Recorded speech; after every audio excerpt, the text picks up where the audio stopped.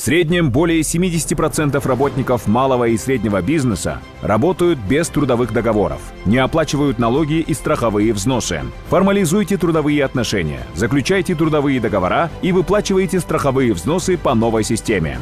В целях поддержки предпринимателей МСБ снижены ставки. Для предприятий с количеством работников 5 человек и более ежемесячно снижение ставки страховых взносов с 27,25% до 22%, 12% от работодателя и 10% от работника.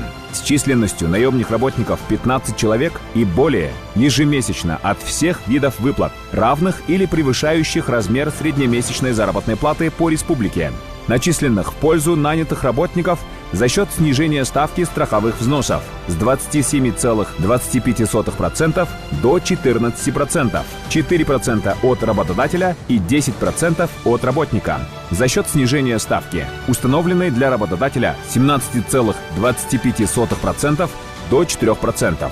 Для развития швейной и текстильной промышленности принят закон от 23 декабря 2019 года номером 145, в котором для юридических лиц с численностью наемных работников 50 человек и более ставки тарифов страховых взносов установлены в размере 12% от 40% среднемесячной заработной платы. Формализация трудовых отношений – это залог стабильной пенсии в будущем.